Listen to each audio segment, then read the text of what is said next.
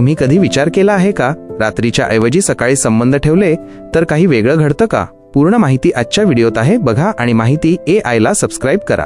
सकाळची वेळ शरीरासाठी नैसर्गिक का? सकाळ म्हणजे आपल्या शरीराची ऊर्जा पुन्हा 100% झालेली वेळ. झोप झाल्यावर शरीर, मन आणि हार्मोनल सिस्टीम ही सर्वाधिक संतुलित असते. पुरुषांमध्ये टेस्टोस्टेरॉन हार्मोनची पातळी सकाळी सर्वाधिक असते आणि महिलांमध्ये ऑक्सिटोसिन सारख्या प्रेम वाढवणाऱ्या हार्मोन्सची सुद्धा सक्रियता जास्त असते. यामुळे शरीर नैसर्गिकरित्या संबंधासाठी अधिक तयार असतो.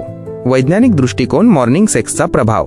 एक अमेरिकन मेडिकल रिसर्च सांगतो की सकाळी शारीरिक संबंध ठेवणाऱ्या जोडप्यांमध्ये मानसिक स्वास्थ्य अधिक चांगलं आढळतं, कारण सेक्समुळे एंडॉर्फिन्स आणि डोपामिन या आनंददायक हार्मोन्स रिलीज होतात आणि सकाळीच हे घडलं तर संपूर्ण दिवस मन सकारात्मक राहतो. टेस्टोस्टेरॉन सकाळी 25% जास्त असतो, यामुळे उत्साही संबंध होतो आणि त्याचा फायदा दोघांनाही होतो.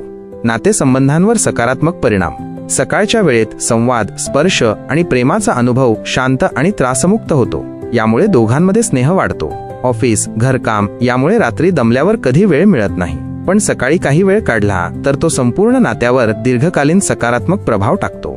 तणाव कमी करणे आणि आरोग्य फायदे.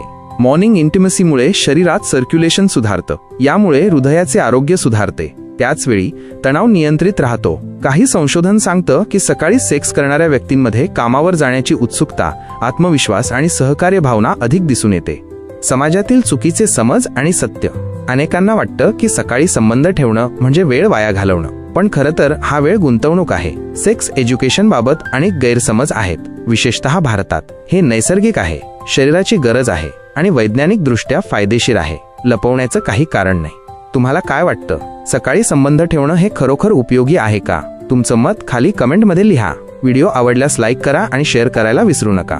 आज आपण सकाळच्या वेळेत शारीरिक संबंध ठेवण्याचे फायदे, वैज्ञानिक सत्य आणि मानसिक परिणाम याबद्दल शिकलो. अशीच माहिती पाहण्यासाठी माहिती AI ला सबस्क्राईब करा.